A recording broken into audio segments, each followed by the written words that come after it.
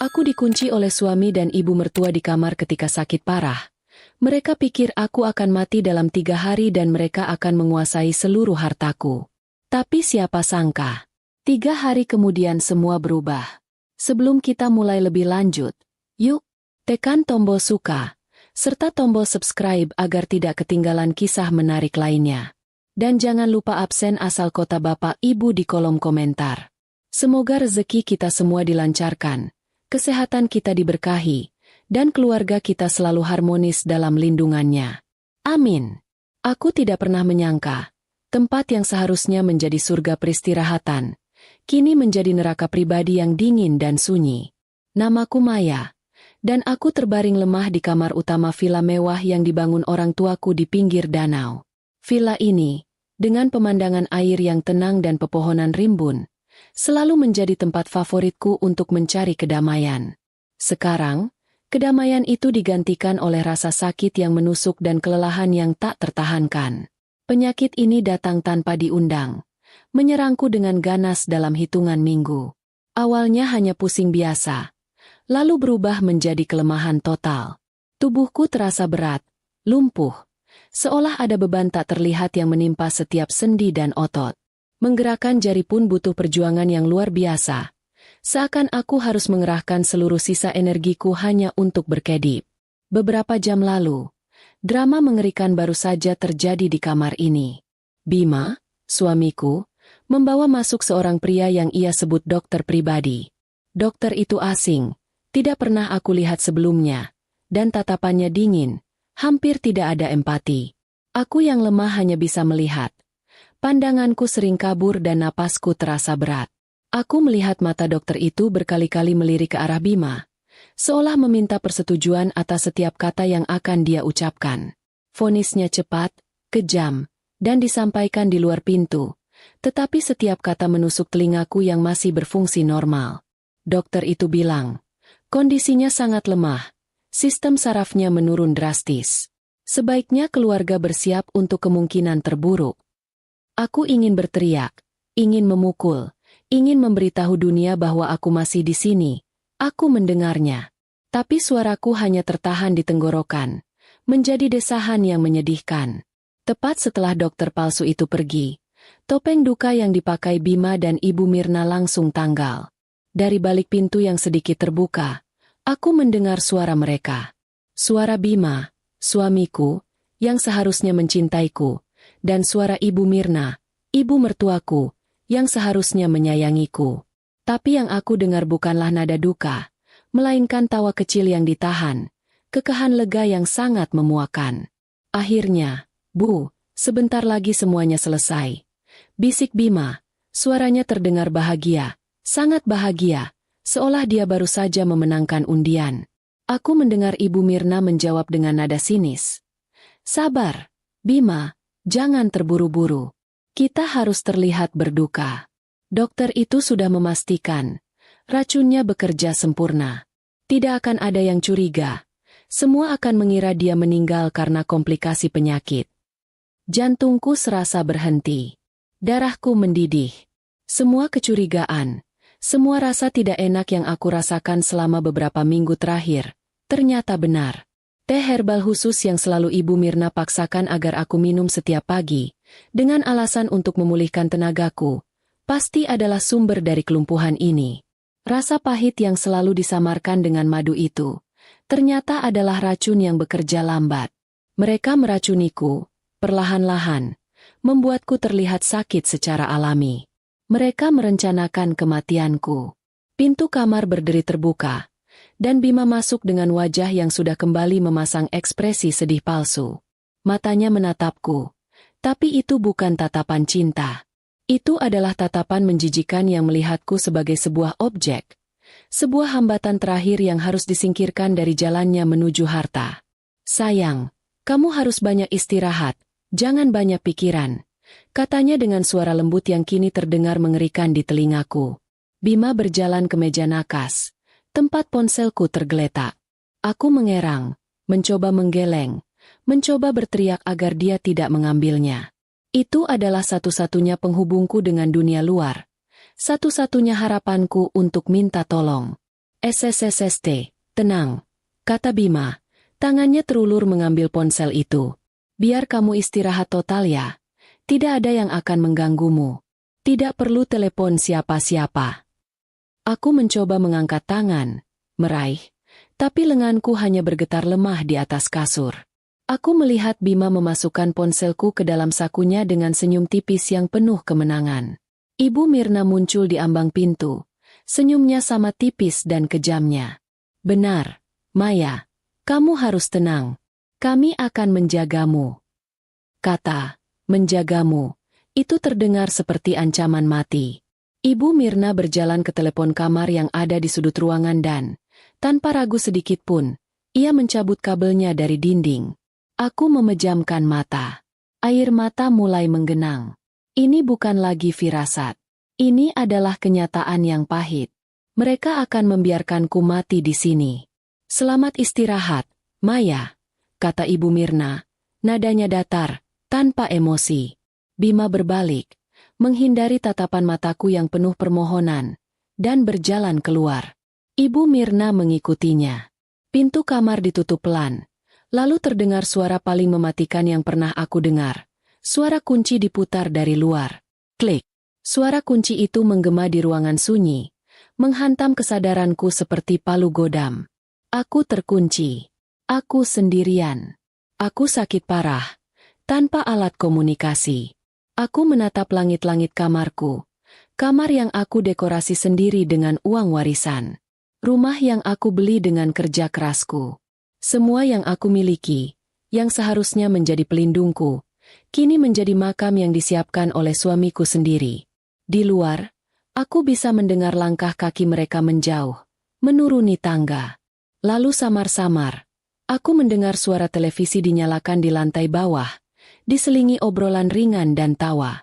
Mereka sedang merayakan. Mereka merayakan kematianku yang sedang berjalan lambat. Ketakutan yang luar biasa menjalari tubuhku, lebih dingin daripada kelumpuhan yang aku rasakan. Mereka tidak hanya menginginkan hartaku, mereka menginginkan nyawaku. Ibu Mirna sudah lama mengincar perusahaan peninggalan ayah. Bima, yang terlilit utang karena gaya hidupnya yang foya-foya dan judi online, melihat ini sebagai jalan keluar termudah. Aku memejamkan mata, membiarkan air mata lolos, mengalir panas di pelipis. Aku tidak bisa mati seperti ini. Aku tidak boleh kalah oleh rencana busuk mereka. Tiba-tiba, ingatanku melayang pada ayah. Pada pesan terakhir sebelum beliau meninggal. Maya, harta kita besar, dan di mana ada harta besar, di situ ada bahaya besar. Jangan pernah percaya siapapun sepenuhnya, bahkan orang yang tidur di sampingmu. Dulu aku menganggap ayah berlebihan. Kini kata-kata itu menjadi peringatan yang menusuk. Aku teringat sesuatu. Sebuah kotak kayu kecil. Sebuah rahasia antara aku dan ayah. Sebuah harapan. Tapi kotak itu ada di dalam lemari pakaian, di laci paling bawah. Jarak dari tempat tidur ke lemari terasa seperti puluhan kilometer bagi tubuhku yang lumpuh. Aku menarik napas dalam-dalam, mencoba mengumpulkan sisa-sisa kekuatan yang aku miliki. Aku tidak akan menyerah. Mereka salah besar jika mengira ini adalah akhir bagiku. Aku akan berjuang. Aku harus bergerak. Sekarang juga. Tawa Bima dan Ibu Mirna yang sinis dari lantai bawah memompa adrenalin ke tubuhku. Aku mulai menggoyangkan bahuku, sedikit demi sedikit, senti demi senti menuju tepi ranjang. Prosesnya menyakitkan. Setiap gerakan kecil terasa seperti menarik ototku hingga putus. Tapi aku harus berhasil. Aku harus bertahan. Hanya ada aku dan Tuhan di sini. Dan di luar sana, ada anakku, Arka. Aku memaksa diriku bergerak. Perutku terasa melilit menahan kehausan dan kelaparan. Tapi di atas semua rasa sakit fisik itu, ada rasa sakit hati yang membuatku lebih kuat. Pengkhianatan Damar dan Ibu Mirna adalah energi gelap yang aku butuhkan untuk melawan. Mereka akan membayar mahal untuk ini. Setelah perjuangan yang terasa seperti berjam-jam, tubuhku akhirnya sampai di tepi kasur. Aku tidak punya pilihan. Aku harus jatuh. Dengan satu dorongan putus asa, aku menjatuhkan diriku ke lantai. Tubuhku menghantam karpet tebal dengan bunyi gedebuk pelan, namun keras sekali di telingaku yang sunyi. Aku terdiam, menahan napas. Jantungku berdebar kencang. Apakah mereka mendengarnya? Aku menunggu. Lalu, langkah kaki terdengar di luar pintu. Jantungku serasa melompat ke tenggorokan. Ada suara apa itu? Terdengar suara Bima, cemas. Aku mendengar Ibu Mirna menjawab dengan nada dingin dan tanpa emosi. Paling dia jatuh dari kasur. Sudah, biarkan saja. Jangan dibuka pintunya. Bima, kita harus patuhi rencana 3 hari. Lebih cepat dia dehidrasi. Lebih baik. Langkah kaki itu menjauh. Aku menghela napas lega bercampur amarah yang membara. Jadi, mereka memberiku waktu 3 hari. Besok pagi, mereka akan datang untuk melihat jasadku. Aku tidak punya banyak waktu. Rasa sakit akibat jatuh tidak lagi aku hiraukan. Tujuanku adalah lemari pakaian besar di seberang ruangan. Jaraknya sekitar 5 meter. 5 meter itu adalah medan perang bagiku. Aku mulai merangkak. Bukan merangkak normal, tetapi menyeret tubuhku, menggunakan siku dan lututku yang nyaris tak bisa digerakkan. Lantai karpet yang lembut kini terasa seperti amplas kasar yang menggesek kulit. Setiap tarikan napas terasa perih. Keringat membasahi dahiku. Aku memfokuskan pandanganku pada gagang lemari yang berkilauan di bawah cahaya rembulan yang samar-samar menembus celah gorden tebal. Aku teringat lagi pada ayah. Ayahku adalah seorang pengusaha yang teliti dan selalu bersiap untuk skenario terburuk. Harta yang terlihat, rumah ini, perusahaan ini, itu hanya umpan. Maya, kata ayah dulu. Harta sesungguhnya dijaga oleh seseorang. Kotak itu akan membawamu padanya. Dia adalah orang kepercayaanku yang paling rahasia. Kata-kata itu memompa semangat ke tubuhku yang lemah. Aku merangkak lebih cepat, mengabaikan rasa sakit yang membakar di lengan dan kakiku. Setelah perjuangan yang terasa seperti selamanya, tanganku akhirnya menyentuh permukaan kayu yang dingin dari lemari pakaian. Aku berhasil. Tantangan berikutnya menanti. Laci paling bawah. Aku bersandar pada lemari, mencoba menarik gagang laci dengan jemariku yang kaku. Gagal. Jemariku tidak punya kekuatan. Aku tidak menangis. Aku terlalu marah untuk menangis. Aku mengubah posisi, membaringkan tubuhku telentang. Aku menyangkutkan kedua kakiku yang lemas ke gagang laci. Lalu, dengan menggunakan seluruh berat badanku dan sisa kekuatan otot perutku, aku menarik tubuhku ke belakang. Laci itu bergeser sedikit. Aku melakukannya lagi, dan lagi. Akhirnya, laci itu terbuka dengan suara decitan pelan. Di dalamnya, di balik tumpukan kain, ada kotak kayu berukir yang aku cari. Tanganku gemetar hebat saat meraihnya. Aku menarik kotak itu keluar dan meletakkannya di dadaku. Membuka kotak itu lebih mudah. Kuncinya hanya sebuah slot kecil. Mataku langsung tertuju pada isi kotak. Pertama, sebuah ponsel satelit model lama, tebal, dan berat. Kedua, sebuah botol kaca kecil berisi cairan bening, disegel rapat dengan lilin. Ketiga, secari kertas yang dilaminasi. Aku meraih kertas itu terlebih dahulu. Hanya ada satu nama dan satu rangkaian nomor telepon. Di bawahnya ada tulisan tangan ayahku.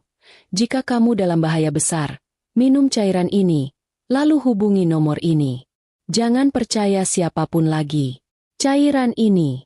Ayahku yang selalu paranoid akan diracun oleh pesaing bisnisnya, pasti sudah menyiapkan penawar ini. Aku tidak ragu. Dengan gigi dan jemariku yang gemetar, aku merobek segel lilin dan membuka tutup botol. Baunya menyengat, tapi aku tidak peduli. Aku menenggak seluruh isinya dalam satu kali tegukan. Rasanya seperti api membakar tenggorokanku, turun ke perutku. Tubuhku langsung bereaksi. Perutku mual hebat, kepalaku pusing berputar. Aku kejang ringan di lantai, menahan erangan agar tidak terdengar keluar. Ini adalah proses detoksifikasi yang menyakitkan. Racun di tubuhku sedang dilawan. Aku memejamkan mata, membiarkan obat itu bekerja, memfokuskan pikiranku untuk bertahan. Beberapa menit kemudian, rasa mual itu mereda. Aku masih lumpuh, tapi kabut di otakku terasa sedikit terangkat. Aku merasakan sensasi baru, Rasa geli samar di ujung jari tangan dan kakiku. Itu berhasil. Penawarnya bekerja. Sekarang, bagian kedua. Aku meraih ponsel satelit. Benda itu terasa berat di tanganku yang lemah. Aku menekan tombol daya. Layar monokrom itu menyala dengan cahaya hijau redup. Jantungku berdebar. 1 bar sinyal, dan 1 bar baterai. Baterainya hampir habis. Aku harus cepat. Dengan jari telunjukku yang masih kaku dan gemetar, aku menekan satu persatu angka di kertas itu. Setiap tekanan tombol terasa seperti mengangkat beban berat. Selesai. Aku menekan tombol panggil. Aku menempelkan ponsel itu ke telingaku. Sini. Lalu aku mendengarnya. Bunyi dering. 1 kali, 2 kali, 3 kali. Jantungku berdebar sangat kencang. Ayolah, angkat. Siapapun. Tepat saat aku hampir putus asa, dering itu berhenti. Terdengar suara klik. Lalu suara berat, tenang, dan penuh otoritas menjawab dari seberang. Aku sudah menunggu panggilan ini, Maya. Suara itu terdengar begitu nyata, begitu berwibawa. Air mata yang sejak tadi aku tahan, kini tumpah. Bukan air mata ketakutan, melainkan air mata kelegaan yang luar biasa. Suara berat dan tenang di seberang saluran itu adalah suara pamanku, Sastra. Ia adalah orang kepercayaan ayah. Sang penjaga yang selama ini aku kira hanyalah mitos. Paman, bisikku. Suaraku serak dan pecah karena dehidrasi dan sisa-sisa kelumpuhan di tenggorokan. Aku Maya. Paman, tolong aku. Kata-kata itu keluar dengan susah payah. Aku tahu baterai ponsel satelit ini sudah berkedip merah. Aku tahu siapa kamu. Maya. Aku tahu di mana kamu berada. Jawab Paman Sastra. Ketenangannya menular, menghentikan getaran panik di dadaku. Aku sudah mengawasi villa itu sejak ayahmu meninggal. Ayahmu sudah menyiapkan protokol ini. Dia curiga rekan bisnis atau bahkan suamimu akan mencoba mengambil alih aset. Tapi dia tidak menyangka Bima dan ibunya akan bertindak sejauh ini. Aku memaksakan kata-kataku keluar lagi. Mereka meracuniku. Paman. Ibu Mirna dengan teh herbalnya. Mereka pikir aku lumpuh total. Mereka mengunciku, menunggu aku mati. Mereka bilang besok pagi. Aku tidak sanggup melanjutkan. Terdengar helaan napas berat dari Paman Sastra di seberang sana. Bukan helaan kaget, melainkan helaan seseorang yang dugaannya baru saja terkonfirmasi. Mereka lebih kejam dari yang aku bayangkan. Katanya, nadanya berubah dingin. Maya, dengarkan aku baik-baik. Kamu sudah meminum penawarnya? Bagus.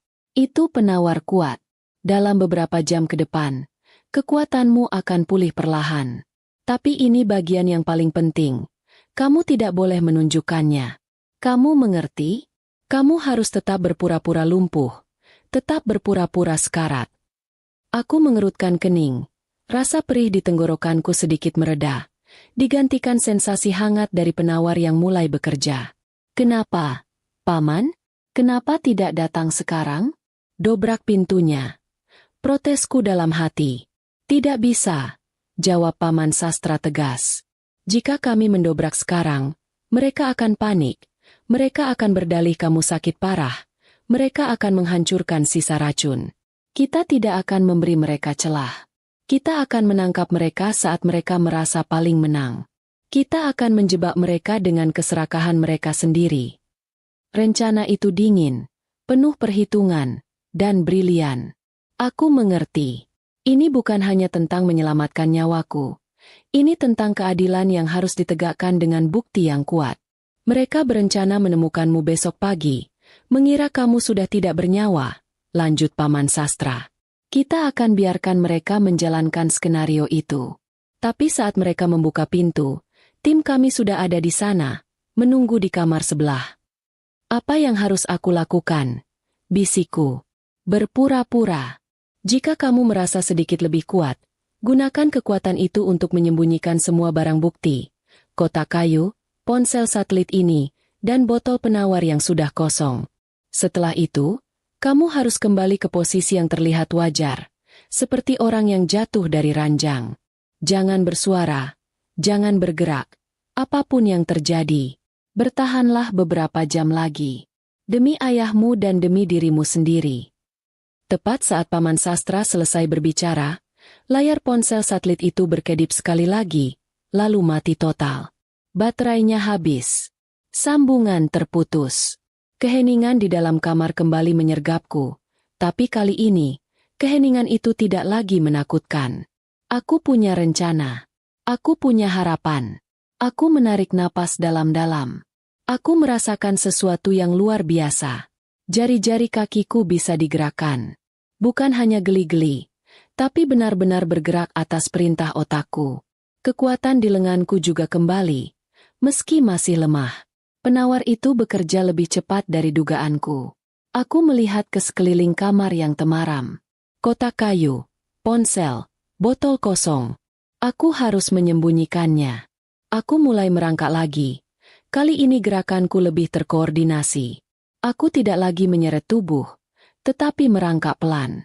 Aku berhasil mencapai kolong lemari pakaian yang berat dan menyelipkan kotak kayu, ponsel, dan botol kosong itu jauh ke dalam debu dan kegelapan di sana. Tidak ada yang akan mencarinya. Tugasku selesai. Sekarang, bagian tersulit, acting. Aku merangkak kembali ke dekat ranjang, mengatur posisi tubuhku di atas karpet. Satu tangan terulur ke arah ranjang, seolah gagal meraih pegangan. Kepalaku miring, menghadap pintu. Aku mengatur napasku agar terdengar dangkal dan lemah. Aku sudah siap menjadi perangkap yang menunggu predatornya masuk. Di saat yang sama, jauh dari fokusku di dalam kamar, kebetulan besar sedang bergerak di luar villa. Arka, putra sematawayangku, baru saja tiba. Arka, si anak rantau yang jarang pulang, sengaja tidak memberi kabar. Niatnya murni, hanya ingin memberiku kejutan lucu. Dia membayangkan aku akan melonjak kaget melihatnya. Dia memarkir mobilnya beberapa kilometer dari villa dan berjalan masuk melalui jalan setapak tersembunyi. Jalur yang hanya kami berdua tahu. Arka selalu punya selera humor yang agak nakal, meski dia sudah dewasa dan bekerja mapan di luar kota. Kali ini, rencananya adalah menyelinap lewat jendela kamar tidur utama yang menghadap danau. Dia tahu aku suka membuka tirai lebar-lebar untuk menikmati pemandangan senja. Dia akan mengintip dan mengucapkan, "Siapa di sana?" Dengan suara seram, membuatku menjerit lucu. Diam-diam, Arka mencapai taman belakang villa. Pohon-pohon rimbun menyembunyikannya sempurna. Dia mendekat ke jendela kamarku. Jendela itu tertutup rapat, dan tirai tebalnya juga tertutup. Aneh, pikir Arka. Aku tidak pernah menutup tirai saat senja. Arka mendekatkan wajahnya ke celah tirai yang tidak rapat sempurna. Dia mengintip. Seketika, senyum jahil di wajahnya hilang. Ia tidak melihat aku duduk santai membaca buku. Ia melihat kekacauan yang mengerikan. Di lantai, tergeletak sosok seorang wanita. Itu aku. Wajahku pucat pasi, terbaring dalam posisi yang sangat tidak wajar, miring ke arah pintu. Arka bisa melihat air mataku yang sudah mengering di pelipis. Kamar itu gelap, pengap, dan sunyi. Detik berikutnya, Arka mendengar suara yang membuatnya merinding. Itu adalah suara Bima dan Ibu Mirna dari lantai bawah, terdengar samar-samar. Mereka tertawa. Lalu Bima berkata, "Sudah 3 hari, Bu. Besok pagi, kita bisa tenang dan jual villa ini. Jangan buru-buru, Bima. Setelah dia mati, kita harus pura-pura berduka dulu. Tapi yang pasti, perusahaan itu akan jadi milik kita." Timpal Ibu Mirna dengan nada girang yang menjijikan. Arka membeku di tempatnya. Otaknya berusaha mencerna pemandangan dan percakapan yang mustahil itu. Ibunya sakit, terbaring di lantai, dan suaminya sendiri merayakan kematiannya. Jendela kamar ibunya terkunci dari dalam, dan pintu terkunci dari luar. Ini bukan sakit biasa. Ini adalah jebakan. Insting anak laki-laki yang melindungi ibunya langsung mengambil alih. Arka tahu dia tidak bisa bertindak gegabah. Jika dia berteriak atau mendobrak pintu, Bima dan Mirna pasti akan panik dan mungkin menyakitiku. Dia harus bertindak diam-diam, seperti hantu yang tak terlihat. Arka menjauh dari jendela tanpa suara. Kejutannya telah berubah menjadi misi penyelamatan paling berbahaya dalam hidupnya. Dia harus segera pergi, tapi tidak ke kantor polisi terdekat. Bima punya kenalan di kepolisian setempat. Dia harus menghubungi seseorang yang berkuasa, seseorang yang ayah selalu percayai di kota besar. Tiba-tiba, Arka teringat sebuah nama, Paman Sastra. Orang yang sama yang baru saja menutup telepon dengan ibunya. Ayah pernah memberitahu Arka, jika terjadi sesuatu pada ibu, hubungi Paman Sastra. Dia bayangan yang melindungi kita. Arka tahu nomor Paman Sastra dari buku alamat darurat di dompetnya. Arka segera berlari, tanpa suara, kembali ke mobilnya. Sambil menyetir menjauh, ia mengeluarkan ponselnya dan mencari kontak Paman Sastra. Dia tidak tahu bahwa ia adalah mata rantai kedua yang diaktifkan oleh rencana ayahnya. Dan dia tidak tahu bahwa di dalam villa, aku baru saja menyelesaikan adegan pertamaku, berpura-pura mati. Kami, ibu dan anak, sama-sama bergerak dalam bayangan, untuk tujuan yang sama.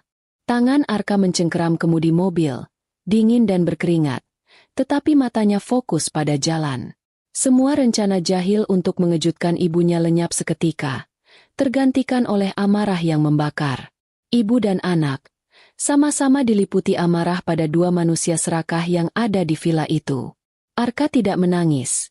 Ia terlalu marah untuk mengeluarkan air mata. Yang ia butuhkan hanyalah bertindak, cepat dan tepat, tanpa diketahui Bima dan Mirna. Dia tahu, melaporkan ke polisi lokal adalah bunuh diri. Bima, dengan koneksi utangnya yang rumit, pasti punya orang-orang yang bisa dibayar, bahkan di institusi penegak hukum setempat. Arka memacu mobilnya ke arah pusat kota, menuju satu-satunya kontak yang ayahku pernah sebut dengan nada penuh hormat dan rahasia, Paman Sastra.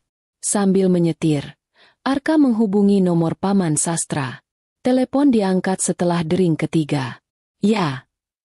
Suara Paman Sastra terdengar serak, khas orang yang baru bangun tidur, tetapi juga penuh kewaspadaan. Arka langsung menyambar, tanpa basa-basi perkenalan. Paman Sastra, ini Arka, putra Maya. Aku di villa sekarang, dan ibuku dalam bahaya besar. Arka menceritakan dengan cepat apa yang ia lihat. Ibuku terbaring di lantai, pintu terkunci, dan percakapan Bima Mirna tentang villa yang akan dijual. Arka menyadari Paman Sastra mendengarkan dengan penuh perhatian. Tidak ada pertanyaan, tidak ada kepanikan, hanya instruksi yang tajam. Aku tahu. Ibuku baru saja menghubungiku dengan ponsel satelit ayahmu. Jawab Paman Sastra. Suaranya kini sepenuhnya tajam. Ternyata ibu sudah duluan, pikir Arka. Ada rasa lega, ibunya masih berjuang, tetapi juga rasa khawatir yang semakin besar karena kini ia tahu betapa dekat ibuku dengan maut. Arka, dengarkan baik-baik. Rencanamu untuk tidak menghubungi polisi lokal sudah tepat. Kamu adalah kartu as tak terduga dalam rencana ini. Paman Sastra menjelaskan rencananya. Perangkap keserakahan. Kami tidak bisa mendobrak masuk. Kami harus membiarkan Bima dan Mirna menjalankan skenario mereka, dan menangkap mereka dengan bukti tak terbantahkan. Paman Sastra sedang dalam perjalanan ke kota besar, membawa tim yang lengkap, pengacara handal, ahli toksikologi, dan tim polisi bersih dari kesatuan khusus. Arka, kamu harus kembali ke villa, perintah Paman Sastra. Tapi jangan masuk. Kamu adalah mata dan telinga kami dari luar. Cepat, temukan gudang peralatan di dekat dermaga. Ayahmu menyimpan kotak peralatan darurat untuk anak-anaknya. Cari ransel hitam di sana. Di dalamnya ada alat komunikasi nirkabel dan kamera kecil. Kamu harus merekam setiap pergerakan Bima dan Mirna di sekitar kamar ibumu. Arka merasakan darahnya berdesir karena adrenalin. Ia tidak pernah menyangka kepulangannya akan berubah menjadi misi spionase seperti ini. Dia mengangguk. Lalu teringat satu hal yang ayah selalu lakukan di villa ini. Paman, aku ingat ayah pernah bilang, ada saluran ventilasi tua di atas loteng kamar ibu, terhubung ke gudang. Itu bisa jadi jalur senyap. Terdengar tarikan napas pendek dari Paman Sastra. Hebat. Arka, itu jalur yang kami cari. Gunakan itu. Tapi jangan pernah, Aku ulangi, jangan pernah masuk ke dalam kamar. Tugasmu hanya merekam dan menunggu sinyal dariku. Ingat, kamu harus tetap jadi hantu. Bima dan Mirna tidak boleh tahu kamu pulang. Arka segera memutar balik mobilnya, menuju villa lagi. Rasa cemas dan tugas berat berpadu, membuatnya merasa seperti pahlawan film aksi yang tiba-tiba. Yah, setidaknya ini lebih seru daripada laporan keuangan kantor, pikirnya, mencoba memecah ketegangan yang menyesakkan. Sedikit humor dalam situasi genting adalah pertahanan terbaik seorang anak muda. Sementara Arka berbalik arah, Paman Sastra tidak membuang waktu sedetik pun. Teleponnya beralih ke saluran aman yang terhubung dengan timnya, yang terdiri dari orang-orang kepercayaan yang setia kepada ayahku. Paman Sastra, seorang pria paruh baya yang tenang dan berwibawa, bukanlah sekadar kerabat. Ia adalah mantan kepala keamanan yang dilatih militer. Sosok yang selalu bekerja dalam bayangan. Status saat ini, Maya sudah meminum penawar. Ada sinyal dari Arka, dia adalah saksi mata di lokasi, kata Paman Sastra kepada timnya yang berada di dalam van hitam yang melaju cepat. Di sebelahnya duduk Pak Hardi, pengacara paling ditakuti, dan Dr. Karina, seorang ahli toksikologi forensik independen. Dr. Karina segera menunjuk ke monitor yang menampilkan analisis data dari villa. Penawar yang digunakan ayahmu itu adalah formula yang sangat agresif. Efek sampingnya parah, kejang, mual, tapi akan bekerja cepat. Dalam waktu 6 jam, Maya akan mendapatkan kembali 70% kekuatan motoriknya. Dia harus tetap berakting, itu bagian paling sulitnya. Pak Hardi, si pengacara berwajah dingin, hanya memegang map tebal bersampul merah. Fokus kita bukan hanya pada penangkapan Sastra, tapi pada warisan. Wasiatnya sangat jelas. Jika Maya meninggal karena tindak kejahatan yang dilakukan oleh suami atau keluarga suami, Damar dan seluruh garis keturunannya dicabut hak warisnya secara permanen. Pengakuan mereka adalah kunci agar harta yang 90% itu tidak jatuh ke tangan mereka, dan malah dialihkan ke yayasan amal yang didirikan ayahmu. Jadi, mereka tidak akan dapat apa-apa, bahkan jika mereka berhasil membunuhku. Paman Sastra berbisik, membenarkan dugaanku.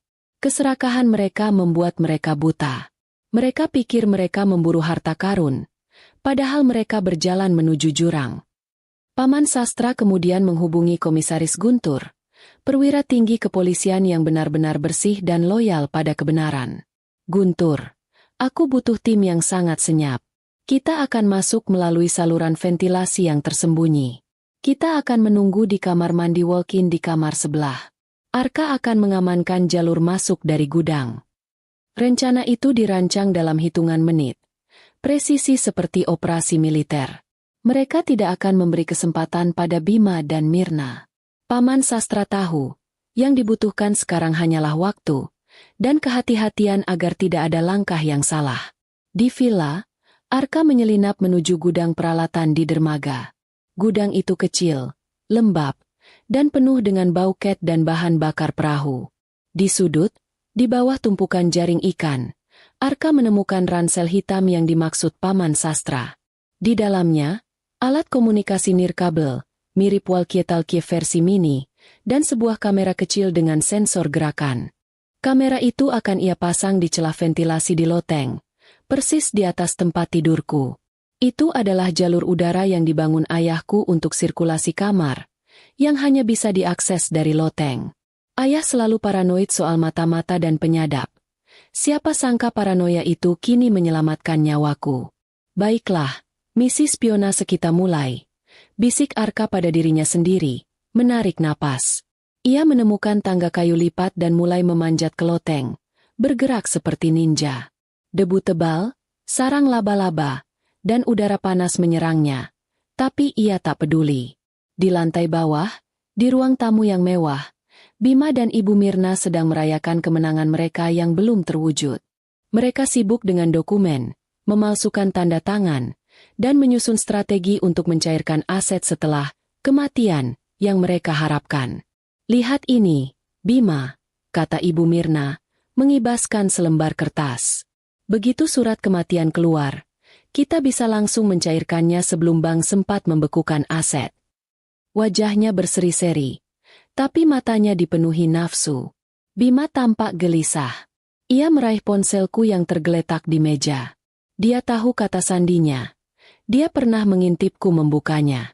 Dia membuka riwayat pencarian internetku. Matanya terbelalak. Ibu, celaka. Lihat ini. Dia curiga.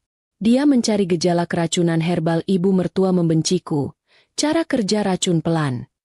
Ibu Mirna merebut ponsel itu, membacanya, lalu tertawa pelan. Tawa yang kering dan mengerikan. Bodoh. Kamu panik karena hal sekecil ini? Justru ini bagus. Bima, jika polisi menemukannya, kita bisa bilang dia depresi berat karena penyakitnya. Dia menjadi paranoid. Menuduh kita yang bukan-bukan. Kita bisa bilang dia mungkin bunuh diri karena putus asa. Jauh lebih baik. Tidak ada yang akan curiga pada kita yang sudah merawatnya dengan sabar. Logika kejam Ibu Mirna menenangkan Bima. Dia bersandar di sofa, menuang segelas air putih untuk dirinya sendiri. Jantungnya masih berdebar, tapi rasa serakah jauh lebih kuat daripada ketakutan. Saat Ibu Mirna sibuk menelepon kerabat jauh, berpura-pura menangis histeris tentang kondisiku yang kritis, Bima menyelinap ke balkon. Dia menelepon nomor lain. Halo, Luna sayang. Bisiknya pelan. Luna, kekasih gelapnya. Dengar, besok semuanya akan selesai seperti yang aku bilang. Dia akan pergi. Setelah itu, semua harta ini jadi milik kita. Kita bisa pergi dari sini, jauh dari ibuku yang cerewet itu. Arka, yang kini sudah berada di loteng, di atas saluran ventilasi, mendengar percakapan ini. Wajahnya mengeras. Bukan hanya pembunuh, tapi juga pengkhianat. Di bawah sana, Ibu Mirna, yang baru saja menutup teleponnya, mendengar setiap kata yang diucapkan putranya. Dia mendengar rencana Bima untuk kabur bersamanya. Ibu Mirna berdiri dalam bayangan ruang tamu. Wajahnya mengeras, tapi kemudian sebuah senyum tipis yang mematikan tersungging di bibirnya. Dia tidak marah. Dia hanya merasa geli. Bima berpikir dia pintar. Padahal Ibu Mirna sudah merencanakan pengkhianatan ini sejak lama. Begitu perusahaan jatuh ke tangannya, dia akan memastikan Bima dan Luna tidak akan pernah menikmati sepeser pun. Mereka adalah sepasang ular yang saling menunggu kesempatan untuk mematuk. Dan di atas, di dalam kegelapan loteng yang berdebu, Arka sedang merekam seluruh drama ini. Bukti yang lebih kuat dari yang Paman Sastra harapkan. Arka mengaktifkan kamera, memastikannya menangkap sudut pintu kamar yang terkunci dan balkon tempat Bima berbicara. Dia berbisik ke alat komunikasi nirkabelnya. Paman Sastra, aku di loteng. Saluran ventilasi aman. Rekaman sedang berjalan. Mereka sedang merencanakan pengkhianatan ganda. Paman Sastra menjawab dari dalam van hitam yang kini mulai mendekati area villa. Bagus. Arka, kamu penyelamat ganda. Komisaris Guntur dan tim sedang berjalan di jalur setapak. Kita akan masuk dari pintu belakang dalam 30 menit. Tetap di sana. Jangan bergerak. Dan satu lagi, selamat datang kembali. Nak, ayahmu pasti bangga. Air mata Arka menetes, bukan karena sedih, tapi terharu oleh rasa bangga yang tidak disangka-sangka. Sambil menyeka matanya, ia bersiap untuk sesi rekam panjang, bertahan di loteng panas penuh debu demi ibunya. Di dalam kamar, aku kini bukan lagi mayat, melainkan perwujudan kesabaran dan kemarahan yang kudus. Aku berbaring kaku di lantai karpet yang dingin, menahan gejolak yang luar biasa di dalam tubuhku. Penawar racun ayahku bekerja dengan cara yang brutal. Rasanya tidak seperti disembuhkan, melainkan seperti dibakar dari dalam keluar. Dimulai dari sensasi geli yang menyakitkan di ujung jari tangan dan kaki, seolah ribuan jarum menusuk-nusuk serentak. Lalu, rasa geli itu menjalar menjadi kram otot yang hebat di betis dan lenganku. Tubuhku sempat kejang ringan beberapa kali, dan aku harus menggigit bibirku hingga berdarah agar tidak mengeluarkan erangan yang bisa didengar dari luar. Aku tahu, ini adalah tanda yang sangat baik, tanda kehidupan kembali. Saraf-sarafku yang tadinya tertidur oleh racun kini dipaksa bangun. Kelumpuhan itu perlahan mencair. Kabut di otakku lenyap total, digantikan kejernihan yang tajam dan dingin. Aku bisa menggerakkan kakiku, menekuk lututku, dan mengepalkan tangan. Aku bisa bergerak, merangkak, bahkan mungkin berdiri. Tapi aku tidak boleh melakukannya. Aku harus ingat pesan Paman Sastra, berpura-pura. Rasa sakit fisik itu tidak ada apa-apanya dibandingkan rasa sakit di hatiku yang disebabkan oleh pengkhianatan berlapis. Setelah ponsel satelit mati, aku berbaring dalam kegelapan dan aku mendengarkan. Keheningan malam selalu membawa suara-suara yang tak terdengar di siang hari. Pertama, aku mendengar suara Ibu Mirna di lantai bawah. Suaranya diubah menjadi sedih dan penuh isak tangis palsu. "Iya, Tante, kondisinya kritis sekali. Dokter sudah angkat tangan, tolong doakan saja yang terbaik untuk Maya, ya." Aku mengenali nada itu. Nada yang sama digunakannya saat memanipulasi kerabat lain untuk meminjam uang atau mendapatkan simpati. Perutku mual oleh kemunafikan itu. Lalu, aku mendengar suara yang menghancurkan sisa-sisa hati terakhir. Suara Bima di balkon, berbisik mesra kepada selingkuhannya. "Luna, sabar, Luna sayang. Iya. Besok pagi semuanya akan selesai. Aku janji, kita akan berlibur keliling Eropa. Semua hartanya akan jadi milik kita." Tentu saja, kalung berlian peninggalan neneknya itu, aku akan mengambilnya dari lehernya besok pagi, biar terlihat alami, lanjut Bima. Itu akan terlihat jauh lebih indah di lehermu, sayang. Kalung itu, kalung yang diberikan oleh almarhumah ibuku, peninggalan nenek buyutku. Benda yang aku pakai di hari pernikahan kami. Bima tidak hanya ingin membunuhku. Dia ingin merampok kenangan paling berharga dariku untuk diberikan kepada wanita simpanannya. Rasa sakit di hatiku berubah menjadi sesuatu yang lain. Kemarahan murni. Kemarahan ini membakar sisa-sisa kesedihanku, menyisakan tekad baja. Aku tidak akan mati. Aku tidak akan membiarkan mereka menang. Aku tahu Bima tidak menyadari, ketika dia berbisik mesra tentang Luna, Ibu Mirna juga mendengarnya. Aku mendengar decit pelan pintu kamar Mirna yang seharusnya tertutup. Dua ular yang saling menunggu untuk saling mematuk. Batinku getir. Mereka pantas mendapatkan satu sama lain. Kekuatan fisikku mulai kembali, dan aku menguji batasannya dalam diam. Aku mengepalkan tanganku. Jari-jariku patuh. Aku menekuk lutut. Kakiku merespons, meski lemah dan gemetar. Aku bisa bergerak, tapi aku harus tetap berakting. Maka, aku menggunakan sisa malam itu untuk berlatih berakting menjadi mayat. Aku berbaring di lantai dalam posisi yang sama seperti saat aku jatuh. Tangan terulur ke arah ranjang. Aku melatih napasku, membuatnya dangkal, hampir tak terlihat, meniru ritme orang yang sudah koma. Rasa haus dan lapar menyiksaku. Tenggorokanku kering seperti gurun, perutku melilit perih. Tapi bayangan wajah Bima yang menyerahkan kalung nenekku kepada Luna memberiku minum. Aku akan bertahan. Di atas loteng, malam panjang juga menjadi medan pertempuran bagi Arka. Udara di loteng pengap dan panas, dipenuhi debu dan sarang laba-laba. Setiap gerakan harus dilakukan super senyap agar tidak ada suara krek yang terdengar di kamar di bawahnya.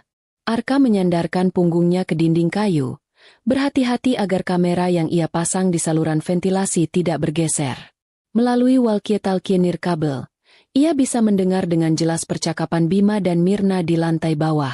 Ia mendengar tangisan palsu Mirna, dan ia mendengar pengkhianatan ganda Bima. Aku bersumpah, jika aku keluar dari sini, aku akan memastikan mereka tidak akan melihat cahaya matahari lagi, bisik Arka pada alat komunikasinya.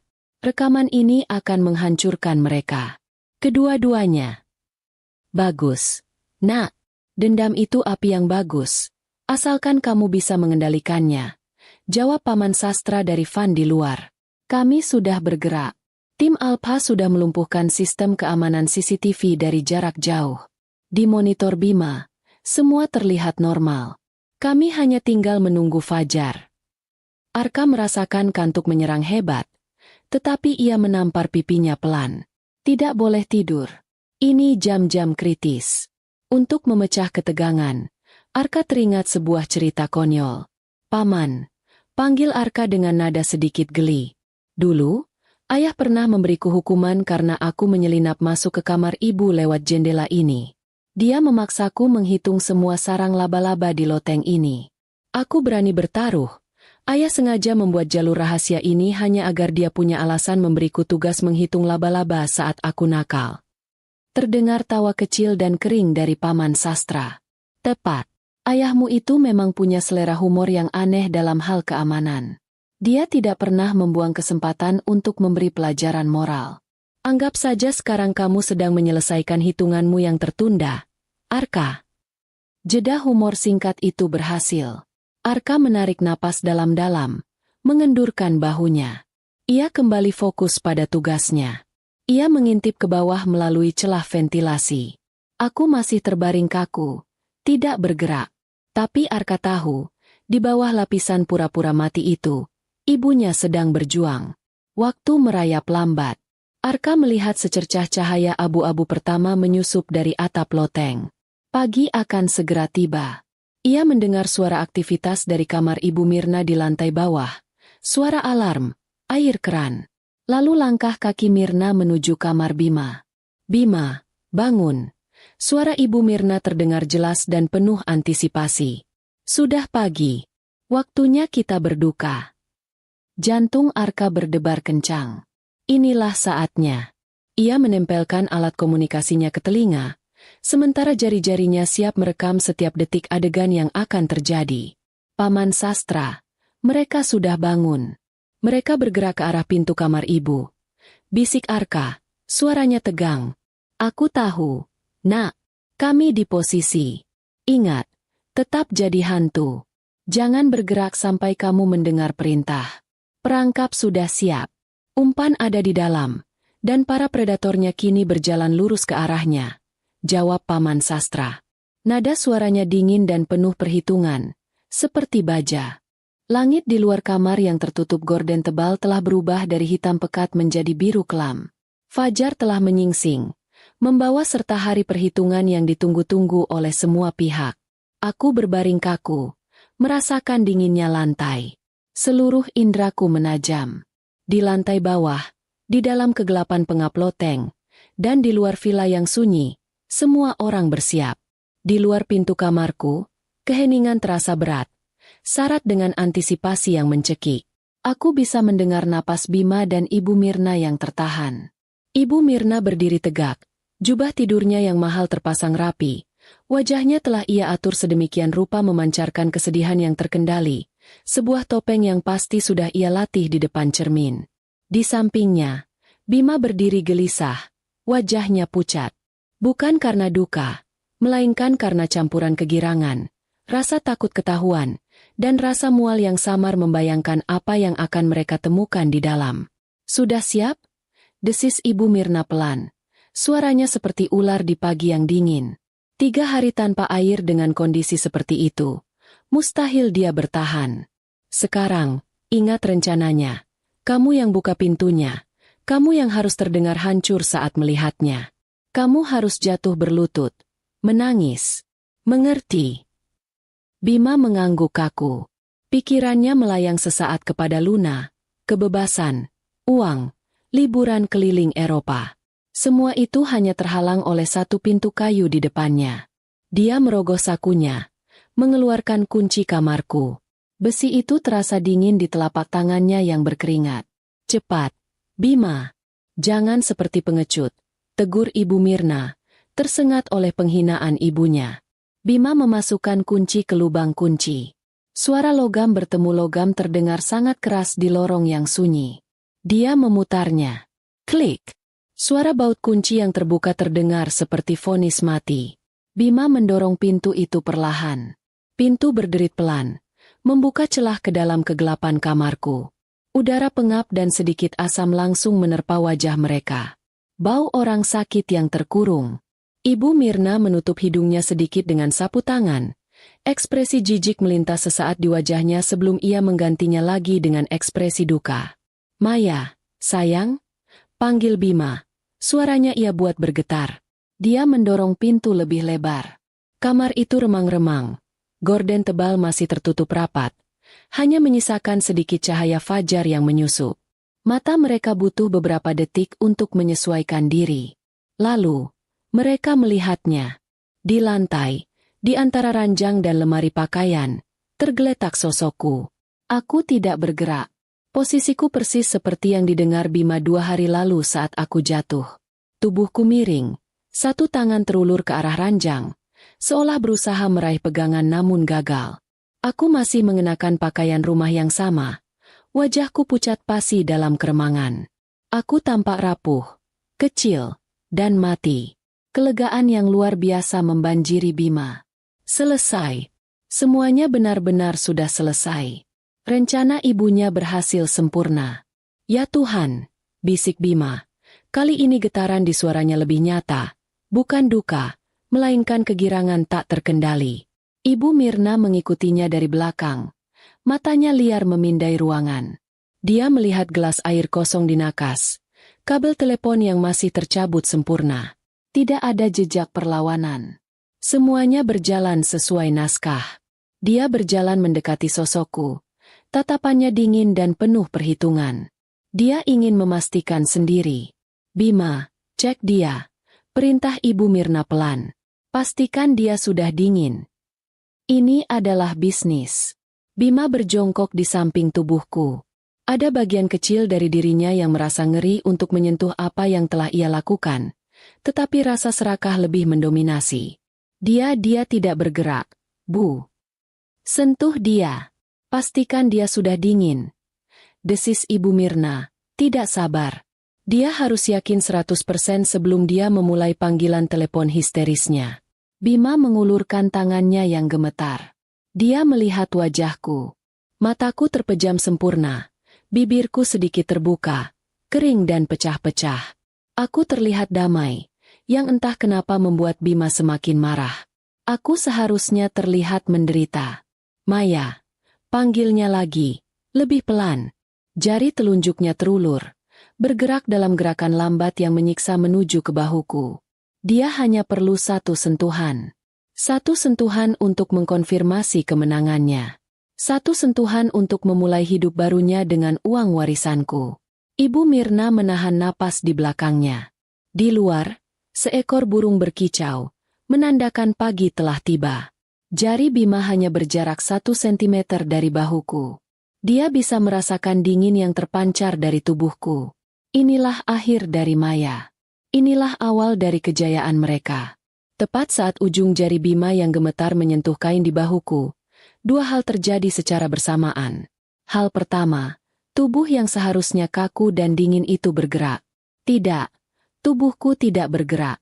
Mata yang seharusnya terpejam selamanya itu tiba-tiba terbuka. Mataku terbelalak, menatap lurus ke mata suamiku. Bima tidak berteriak. Dia menjerit. Jeritan tertahan yang penuh kengerian murni. Seolah jiwanya ditarik paksa keluar dari tubuhnya. Dia terhuyung mundur, jatuh terduduk di lantai. Kedua tangannya terangkat di depan wajahnya, berusaha menghalau pemandangan itu. Tidak, tidak. Hal kedua, pada saat yang bersamaan, lampu kamar yang tadinya mati tiba-tiba menyala benderang. Klik! Cahaya terang dari lampu gantung kristal di langit-langit membanjiri ruangan. Menyilaukan mata Bima dan Ibu Mirna yang sudah terbiasa gelap. Jeritan Bima akhirnya pecah. Hantu! Ibu! Dia hantu! Ibu Mirna membeku di tempat. Matanya melotot. Pupilnya mengecil karena cahaya yang tiba-tiba. Dia tidak melihat hantu. Dia melihat sesuatu yang jauh lebih menakutkan. Aku, dengan gerakan yang pelan namun pasti, mendorong tubuhku. Wanita yang seharusnya lumpuh dan mati itu kini duduk bersila di lantai. Wajahku pucat, bibirku kering, tapi mataku menyala-nyala dengan kemarahan yang dingin. Aku hidup, aku sadar, dan aku sedang menatap mereka. Selamat pagi, Ibu Mirna, Bima. Sapa sebuah suara berat yang tenang. Bima dan Ibu Mirna berputar panik ke arah sumber suara. Jantung Ibu Mirna serasa berhenti berdetak. Mereka tidak sendirian. Kamar itu penuh orang. Keluar dari bayang-bayang di dekat pintu kamar mandi walk-in yang besar, berdirilah Paman Sastra, tegap seperti gunung. Di sebelahnya berdiri Komisaris Guntur mengenakan seragam lengkapnya. Di dekat jendela, Pak Hardi sang pengacara memegang map dokumen. Dan di dekat pintu kamar, berdiri dua petugas polisi berseragam lainnya. Mereka telah masuk diam-diam, bersembunyi di dalam kamar mandi dan ruang ganti, menunggu dalam kegelapan. Mereka menunggu Bima dan Ibu Mirna masuk, mengunci diri mereka sendiri di dalam tempat kejadian perkara. Ini jebakan. Ini jebakan yang sempurna. Apa-apaan ini? Teriak Bima. Suaranya pecah antara tangis dan amarah. Ini rumahku, Bima. Rumah yang kau coba jadikan makamku. Kataku, suaraku serak, tapi setiap kata terdengar jelas. Tatapan Ibu Mirna terkunci padaku. Dia menunjukku dengan jari gemetar. Wajahnya berubah dari pucat pasi menjadi merah padam karena amarah yang tak terkendali. Logikanya hancur. Tidak, tidak mungkin, jerit Ibu Mirna. Suaranya melengking tinggi memenuhi ruangan. Kau seharusnya sudah mati. Kami. Kau tidak mungkin hidup. Racunnya. Keheningan total menyergap ruangan itu. Hanya terdengar suara napas Ibu Mirna yang terengah-engah. Dia telah mengatakannya. Di depan komisaris polisi.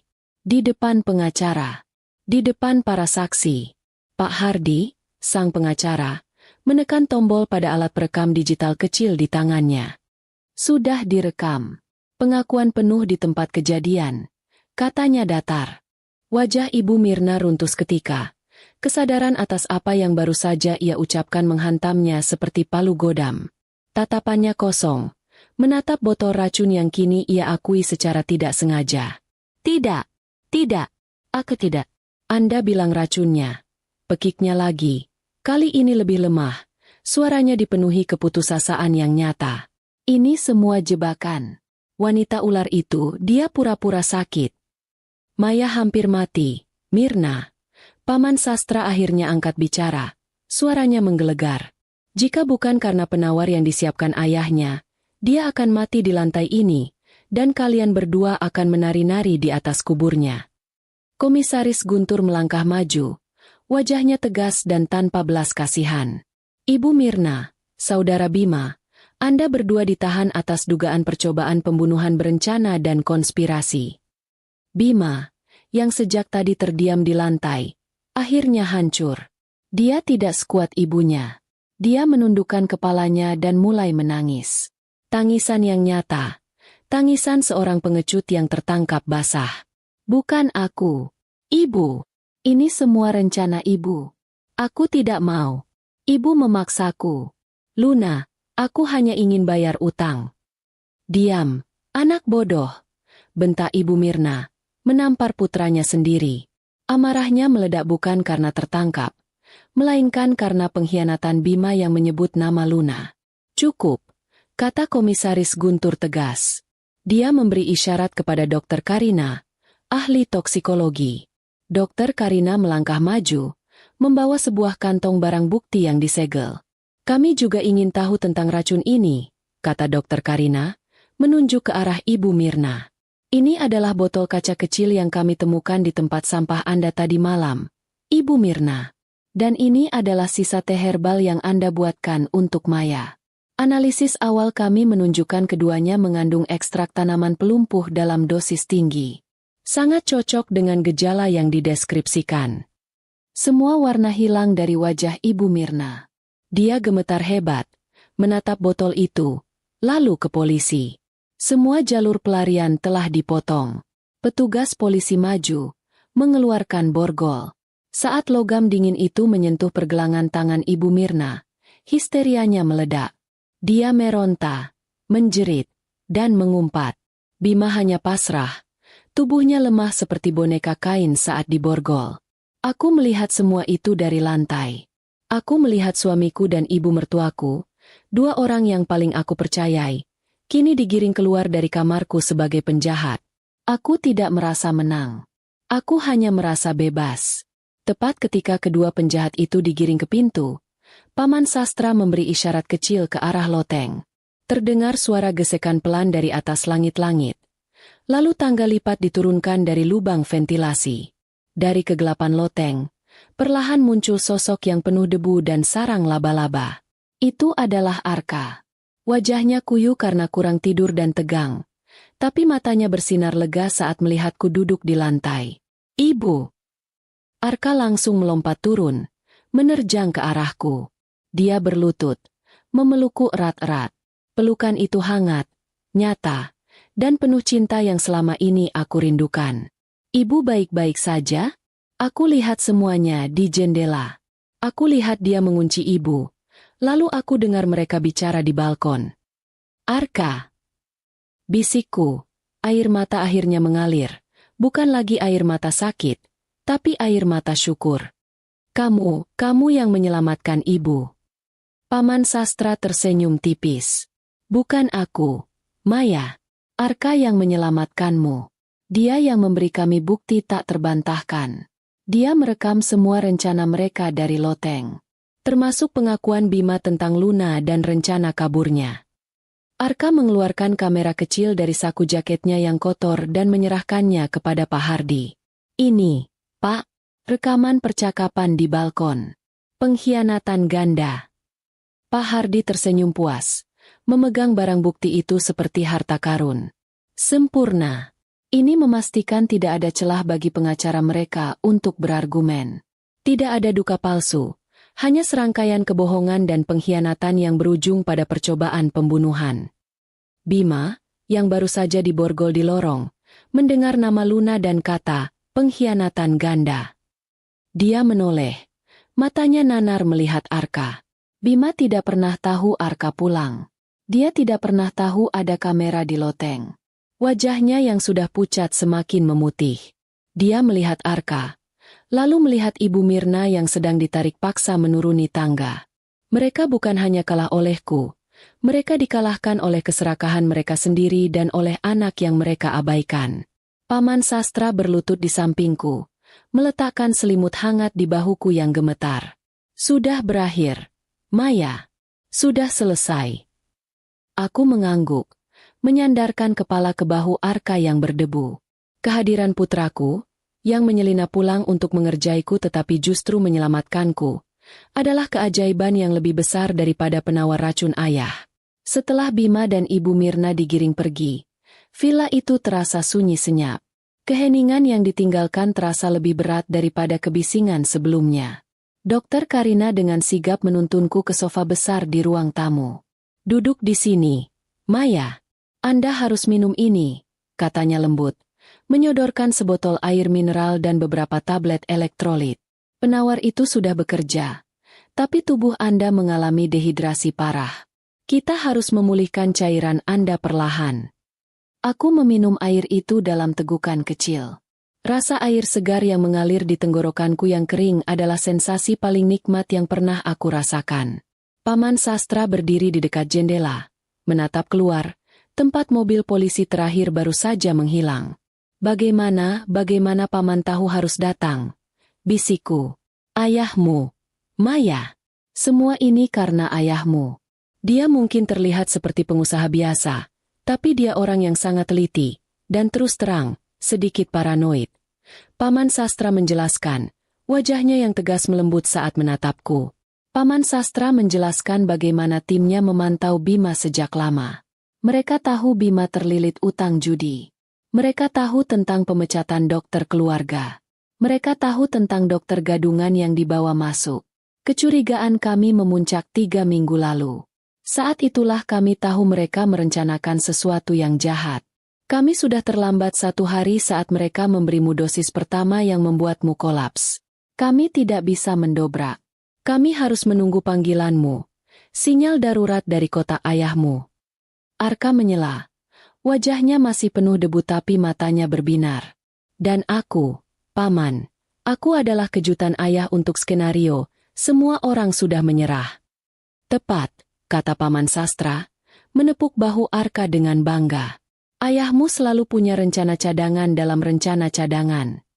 Ada satu hal lagi yang harus aku ketahui. Pak Hardi, sang pengacara berwajah dingin, duduk di seberangku, membuka koper kulitnya, dan mengeluarkan sebuah map tebal bersampul biru tua. Itu adalah saat untuk mengungkapkan kartu as yang paling menghancurkan bagi Bima dan Ibu Mirna. Di hadapanku kini tergeletak surat wasiat asli ayahku. Dokumen yang belum pernah dilihat Bima atau Ibu Mirna. Mereka hanya melihat puncak gunung es, tergila-gila pada harta yang terlihat. Villa ini, perusahaan lokal, dan beberapa rekening bank domestik. Mereka mengira mereka akan menguasai semua kekayaan ayah begitu aku meninggal. Mereka salah besar. Pak Hardi, sang pengacara, menatapku dengan serius. Mereka hanya melihat sekitar 10% dari total kekayaan ayahmu, Maya. Itu sengaja dibuat sebagai umpan. 90% kekayaan sesungguhnya tersimpan aman dalam dana perwalian internasional. Dana ini hanya bisa diakses olehmu, Maya, dan hanya olehmu, selama kamu hidup. Aku mendengarkan dengan napas tertahan. Otakku mulai memproses betapa piciknya rencana ayahku, dan betapa bodohnya Bima dan Ibu Mirna. Ayahku memang seorang ahli strategi. Lalu, Pak Hardi membacakan klausul yang paling menghancurkan. Klausul keamanan yang disiapkan ayahku untuk skenario terburuk. Skenario A. Kata Pak Hardi, jika kamu meninggal dunia karena sebab alami, Bima sebagai suamimu hanya akan menerima tunjangan pensiun bulanan yang jumlahnya tetap. Cukup untuk hidup layak, tapi tidak cukup untuk bermewah-mewah. Tunjangan itu pun akan hangus jika dia menikah lagi dalam waktu 5 tahun setelah kematianmu. Bima akan gagal total, bahkan seandainya aku mati secara alami. Rencana Bima untuk foya-foya dengan Luna, bepergian keliling Eropa, akan pupus menjadi tunjangan bulanan yang harus dibagi. Aku hampir tertawa miris. Dan sekarang, skenario B. Lanjut Pak Hardi, suaranya bertambah berat. Ini adalah bagian yang paling penting. Dalam hal Maya meninggal dunia karena sebab-sebab yang tidak wajar, atau jika terbukti adanya tindak kejahatan atau perlakuan buruk yang disengaja yang menyebabkan atau berkontribusi pada kematiannya yang dilakukan oleh suaminya, Bima, atau anggota keluarganya, termasuk Ibu Mirna. Pak Hardi berhenti sejenak. Menatapku dengan tatapan yang penuh makna. Maka, seluruh warisan, baik yang 10% maupun yang 90%, akan secara otomatis dan tanpa kecuali dibekukan. Bima dan seluruh garis keturunan keluarganya akan dicabut hak warisnya secara permanen. Mereka tidak akan menerima 1 rupiah pun. Seluruh aset kemudian akan dialihkan sepenuhnya ke Yayasan Amal Global yang telah didirikan oleh almarhum ayahmu. Ruangan itu hening total. Ironi itu begitu menusuk. Begitu sempurna. Arka yang sedari tadi berdiri di sampingku, kini mengangguk-angguk kecil. Wajahnya dipenuhi rasa hormat pada kakeknya. Jadi, mereka merencanakan kejahatan keji, mempertaruhkan nyawa ibu, hanya untuk memastikan mereka tidak mendapat apa-apa. Bisik Arka. Tepat, nak. Paman Sastra mengangguk. Matanya berkaca-kaca bangga pada mendiang ayahku. Ayahmu tahu, Maya. Dia tahu keserakahan adalah motivasi terbesar mereka. Jadi, dia menggunakan keserakahan itu sebagai senjata untuk melawan mereka. Dengan mencoba merebut segalanya secara paksa, mereka justru memastikan bahwa mereka tidak akan mendapatkan apa-apa. Aku menutup mulutku dengan tangan. Seluruh rencana jahat Ibu Mirna dan Bima adalah sebuah kegilaan yang sia-sia. Mereka telah bekerja keras, merencanakan kejahatan keji, hanya untuk menghancurkan diri mereka sendiri. Mereka pikir mereka sedang memburu harta karun, padahal mereka berjalan lurus menuju jurang kemiskinan dan penjara. Paman Sastra tersenyum, melihat ekspresi terkejutku. Ayahmu adalah orang yang unik. Dia sering bergumam, aku harus membuat harta ini menjadi racun bagi orang jahat. Kami selalu mengira dia bercanda. Ternyata dia serius. Aku tertawa kecil, tawa yang bercampur dengan air mata syukur. Ayahku telah merencanakan keselamatanku dari balik kubur. Dia dilindungi oleh cinta yang tak terlihat dan kepintaran yang tak tertandingi. Aku menatap foto ayahku yang tersenyum di dinding seberang. Terima kasih, Ayah, bisikku. Misteri warisan itu kini terungkap. Itu bukanlah tentang uang. Itu adalah tentang cinta abadi seorang ayah, dan keyakinannya bahwa kebaikan harus menang. Tiba-tiba, Arka menguap lebar, membuat suara nguuh yang sangat panjang. Itu memecah keheningan yang mencekam dan penuh emosi itu.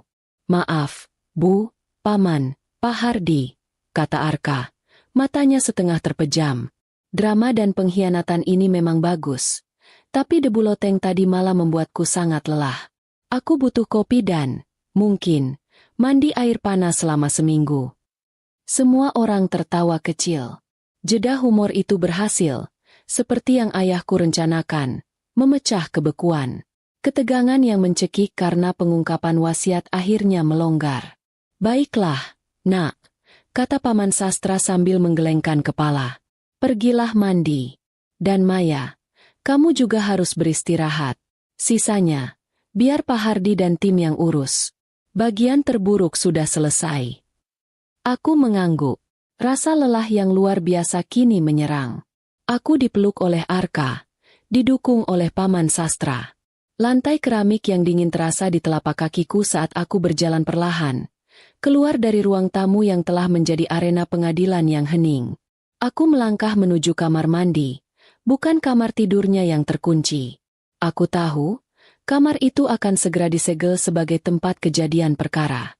Saat ini, yang aku butuhkan hanyalah membersihkan diriku dari jejak racun, dari jejak pengkhianatan, dan dari debu loteng yang dibawa Arka. Aku sudah bebas. Tubuhku mungkin masih lemah, tapi jiwaku kuat dan bersih. Dan di penjara, Bima dan Ibu Mirna pasti baru menyadari, mereka telah membunuh diri mereka sendiri, bukan aku. 6 bulan berlalu dengan cepat, mengikis kengerian di villa dan menggantinya dengan arsip memori yang menyakitkan. Sejak hari penangkapan itu, segalanya berjalan sangat cepat dan bersih, persis seperti yang direncanakan oleh Paman Sastra dan Pak Hardi. Kejahatan Bima dan Ibu Mirna terlalu terang benderang. Buktinya terlalu padat. Paman Sastra memastikan tidak ada celah bagi mereka untuk berkelit. Begitu Bima dan Ibu Mirna dibawa ke tahanan, tim Pak Hardi segera melayangkan gugatan perdata untuk pembekuan aset berdasarkan wasiat. Mereka juga bekerja sama dengan Komisaris Guntur untuk memastikan berkas pidana percobaan pembunuhan terencana segera dilimpahkan ke kejaksaan. Di kamar hotel sederhana yang menjadi tempat istirahatku, aku menghabiskan waktu pemulihan.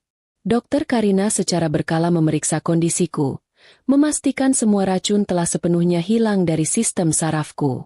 Setiap hari, Arka menjagaku dengan penuh perhatian, seolah ia takut jika ia berkedip, aku akan menghilang lagi. "Bu, Ibu tahu Ibu Mirna menyewa pengacara hebat, kan?" tanya Arka suatu sore, sambil menyuapiku bubur. Pengacaranya mencoba berdalih bahwa pengakuan racunnya itu didapat di bawah tekanan mental, dan video Bima dengan Luna itu hanya drama pertengkaran suami istri biasa. Aku tersenyum tipis. Mereka bisa mencoba, tapi mereka lupa. "Nak, kita punya bukti yang tidak bisa dibantah." Arka mengangguk. Matanya bersinar jahil. "Tentu. Kami punya suara jeritan histeris dari loteng yang membuktikan Bima tidak hanya selingkuh, tapi juga mau menjual kalung nenek hanya untuk foya-foya. Itu bukti niat buruk, bukan cuma pertengkaran biasa." Bukti yang paling menghancurkan adalah gabungan antara pengakuan Mirna di depan polisi dan rekaman Arka di loteng. Tim jaksa penuntut umum menghadirkan bukti yang tak terbantahkan. Pertama, rekaman audio pengakuan histeris Ibu Mirna yang mengatakan, "Kau seharusnya sudah mati, racunnya." Suara itu menggelegar di ruang sidang saat persidangan dimulai, membuat semua orang berdiri. Kedua, kesaksian Dokter Karina dan bukti fisik botol racun serta sisa teh herbal. Analisis laboratorium membuktikan racun itu adalah campuran mematikan yang diracik khusus untuk melumpuhkan sistem saraf secara perlahan. Ketiga, kesaksian dari dokter gadungan, Ferry, pria yang menjual racun itu, berhasil ditangkap oleh tim Paman Sastra saat mencoba melarikan diri ke luar negeri. Untuk meringankan hukumannya, ia bersaksi melawan Ibu Mirna, membeberkan detail pesanan dan pembayaran yang dilakukan. Keempat, yang paling mematikan bagi Bima, adalah rekaman teleponnya dengan Luna. Jaksa memutar percakapan di mana Bima menjanjikan kalung berlian dan liburan keliling Eropa setelah aku pergi. Luna sendiri, wanita simpanannya, telah menghilang tanpa jejak begitu skandal ini meledak, meninggalkannya sendirian menanggung akibatnya. Persidangan itu juga mengungkap bagaimana Bima dan Ibu Mirna saling mengkhianati.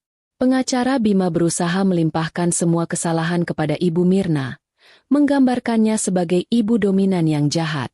Sebaliknya, pengacara Ibu Mirna menggambarkan Bima sebagai penjudi putus asa yang akan melakukan apa saja demi uang, termasuk memanipulasi ibunya sendiri. Taktik saling menyalahkan itu hanya membuat hakim dan juri semakin muak. Sementara proses hukum berjalan, Bima dan Ibu Mirna merasakan bayangan karma yang cepat menghimpit.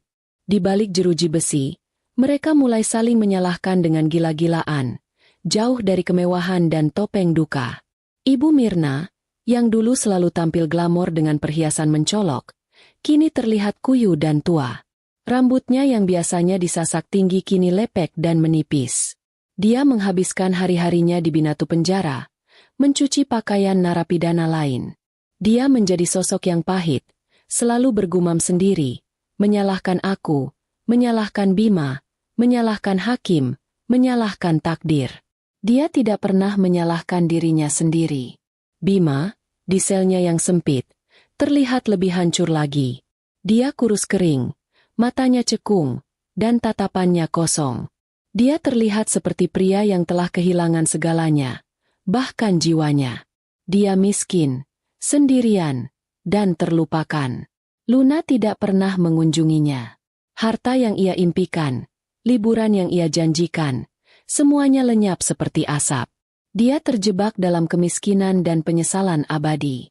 Paman Sastra, yang datang mengunjungiku membawa berkas-berkas, selalu memberiku perkembangan ini dengan nada datar. Mereka sudah mendapatkan apa yang mereka tanam, Maya. Harta yang mereka incar kini disita oleh negara, menunggu dialihkan ke yayasan amal ayahmu. Aku mendengarkan berita itu tanpa rasa dendam, tapi juga tanpa belas kasihan. Aku hanya melihat orang asing yang telah membuat pilihan buruk yang menghancurkan hidup mereka sendiri. Pengkhianatan itu telah membakarku hingga habis, tapi seperti api, itu tidak menghancurkanku.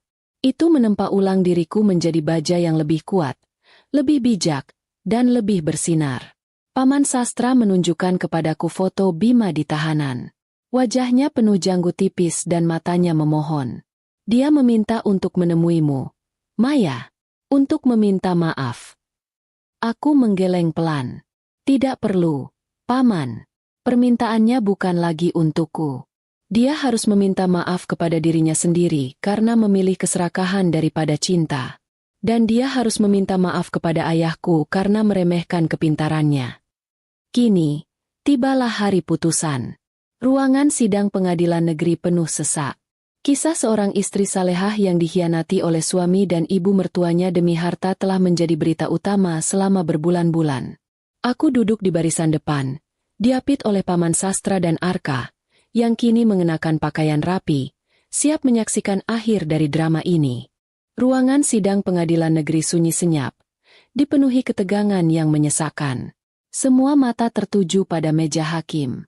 Aku duduk di barisan depan, menggenggam tangan Arka erat-erat.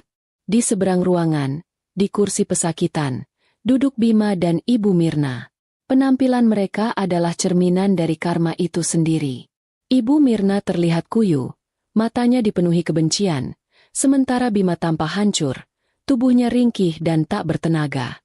Terdengar suara hakim ketua, berat dan tegas. Setelah menimbang seluruh bukti, kesaksian para saksi, dan pengakuan tak sengaja terdakwa di tempat kejadian perkara, hakim membacakan putusan. Majelis hakim memutuskan bahwa kedua terdakwa, Bima dan Mirna, terbukti secara sah dan meyakinkan bersalah melakukan tindak pidana percobaan pembunuhan berencana dan konspirasi. Bima langsung terkulai lemas, seolah seluruh tulangnya dicabut. Ibu Mirna menegang, matanya membelalak, masih tidak percaya bahwa rencana yang ia susun dengan cermat bisa gagal total. Tindakan kedua terdakwa, lanjut hakim, bukan hanya kejahatan hukum, tapi juga kejahatan moral yang keji. Mereka mengkhianati ikatan suci pernikahan dan hubungan keluarga demi keserakahan akan harta. Mereka melakukannya dengan cara yang dingin, licik, dan tidak berperi kemanusiaan, membiarkan korban menderita secara perlahan. Hakim mengangkat palu. Suaranya menggelegar saat ia menjatuhkan hukuman. Majelis hakim menjatuhkan hukuman kepada kedua terdakwa dengan pidana penjara seumur hidup. Satu ketukan palu. Selesai. Histeria Ibu Mirna meledak seketika. Tidak. Hakim. Tidak adil. Maya. Ini semua salahmu. Dasar wanita ular. Kau akan membusuk di neraka. Dia meronta-ronta saat petugas menariknya paksa keluar dari ruang sidang. Wajahnya bengis. Dipenuhi amarah yang tidak akan pernah padam. Bima tidak berteriak. Dia hanya menangis tanpa suara. Tubuhnya gemetar hebat. Dia menatapku. Tatapannya penuh penyesalan yang terlambat. Memohon pengampunan yang tak mungkin lagi diberikan. Air mata mengalir deras di wajahnya yang kotor. Aku menatapnya balik. Tidak ada kebencian di mataku. Tapi juga tidak ada belas kasihan. Aku hanya melihat orang asing yang telah mengambil pilihan fatal. Pengkhianatan itu telah memutus semua ikatan. Bahkan ikatan emosional untuk merasa sedih atas nasibnya. Kenapa kau tidak mati saja, Maya? Bisik Bima, suaranya parau, sebelum petugas memborgolnya dan membawanya pergi. Karena aku punya alasan untuk hidup. Jawabku dalam hati. Alasan itu adalah ayahku, Paman Sastra, dan Arka yang duduk di sampingku. Arka segera memelukku erat-erat. Sudah, Bu. Sudah selesai. Mereka pergi. Mereka tidak akan menyentuh ibu lagi. Aku menarik napas dalam-dalam. Beban terberat dalam hidupku akhirnya terangkat. Keadilan telah ditegakkan. Karma telah terbayar lunas. Kami berjalan keluar dari gedung pengadilan. Cahaya matahari sore menerpa wajahku. Aku bebas. Arka membukakan pintu mobil untukku. Tangannya tak pernah lepas dari lenganku. Bu, kau lihat wajah Bima tadi? Dia benar-benar hancur. Kata Arka, mengemudi perlahan. Tapi yang lucu adalah, wajah Ibu Mirna saat dia menyadari dia harus berbagi sel dengan orang yang tidak mengenakan pakaian desainer. Aku yakin itu adalah neraka yang sesungguhnya baginya. Aku tertawa kecil. Humor ringan Arka selalu berhasil mengembalikan fokusku pada hal-hal yang benar. Kau benar, Nak. Bagi Ibu Mirna, kehilangan status lebih menyakitkan daripada kehilangan kebebasan. Aku punya kejutan lain untuk Ibu, kata Arka, tersenyum misterius. Malam itu, Paman Sastra, Pak Hardi, Arka, dan aku berkumpul di sebuah restoran tenang. Bukan untuk merayakan, tapi untuk mengakhiri urusan. Semua proses perdata selesai, Maya, kata Pak Hardi, menyerahkan sebuah map tipis. Berdasarkan wasiat ayahmu, seluruh aset yang Bima dan Ibu Mirna incar telah dicabut hak warisnya secara permanen. Semua telah dialihkan ke dalam dana perwalian dan yayasan amal global yang akan kamu pimpin. Villa di danau itu telah terjual. Uangnya masuk ke yayasan. Aku mengangguk. Aku tidak ingin villa itu lagi. Tempat itu terlalu banyak menyimpan kenangan buruk. Dan kejutan dari Arka. Paman Sastra menyikut Arka. Arka mengeluarkan sebuah kotak kecil berbalut bludru biru. Aku pergi ke tukang emas langganan ayah. Kalung berlian peninggalan nenek, yang Bima janji akan dia berikan kepada wanita itu. Aku ambil dari ruang barang bukti. Sudah dibersihkan. Aku yakin ibu harus memakainya. Tapi bukan untuk pernikahan. Aku membuka kotak itu. Kalung berlian indah yang sama. Kalung itu berkilau, memancarkan cahaya yang dingin namun murni. Aku ingin ibu memakainya saat kita meresmikan yayasan nanti, kata Arka. Sebagai pengingat bahwa harta dan kemewahan sejati adalah kebaikan, bukan keserakahan. Dan bahwa kebaikan selalu bersinar lebih terang daripada racun. Air mataku kembali mengalir. Tapi kali ini adalah air mata penerimaan dan harapan. Aku memeluk Arka, lalu memeluk Paman Sastra. Mereka adalah pahlawan tanpa tanda jasa dalam kisahku. Terima kasih, Paman, Nak. Kalian telah memberiku lebih dari harta. Kalian memberiku kesempatan kedua. Bisikku, keadilan telah ditegakkan. Harta yang hampir menghancurkanku kini berada di tangan yang tepat. Aku tidak lagi hanya menjadi ahli waris. Aku telah menjadi seorang pemimpin, seorang pengelola takdirku sendiri. 1 tahun kemudian, pemandangannya sangat berbeda, cerah, dan penuh makna. Aku berdiri di atas panggung kecil di halaman sebuah bangunan baru yang cerah dan bersih. Udara pagi terasa sejuk, bukan lagi pengap seperti di kamar yang terkunci itu. Inilah Rumah Harapan. Sebuah yayasan amal yang aku dirikan, terdiri dari klinik kesehatan gratis dan sekolah kecil untuk anak-anak jalanan. Villa mewah yang penuh kenangan buruk itu telah lama terjual, dan dananya telah menjadi pondasi kokoh untuk tempat ini. Aku kini tinggal di rumah yang lebih sederhana, jauh dari danau terpencil, tetapi jauh lebih damai dan ramai oleh tawa anak-anak. Aku telah mengambil alih kendali penuh atas dana perwalian 90% peninggalan ayahku, bersama Paman Sastra sebagai penasihat utamaku. Aku tidak lagi hanya menjadi ahli waris. Aku telah menjadi seorang pemimpin. Kekayaan yang hampir menghancurkanku kini disalurkan menjadi sesuatu yang bermanfaat bagi ribuan orang. Di leherku, melingkar kalung berlian peninggalan nenek. Kalung itu bersinar di bawah cahaya matahari, bukan sebagai simbol kemewahan, tetapi sebagai pengingat abadi akan kebaikan yang harus menang melawan keserakahan. Aku mengenakan gamis dan hijab berwarna biru muda yang tenang, senyumku tulus. Di sampingku, Arka berdiri tegak, mengenakan kemeja rapi. Dia kini menjadi manajer operasional yayasan, meninggalkan pekerjaan lamanya di kota besar. Matanya penuh semangat, selalu siaga. Dia sesekali berbisik, "Bu, ini ada anak yang ingin bertanya tentang robot mainan yang kau janjikan." Mengingatkanku untuk selalu menyeimbangkan pekerjaan besar dengan kebahagiaan kecil. Aku mulai berpidato. Suaraku kini penuh percaya diri, ditempa oleh penderitaan.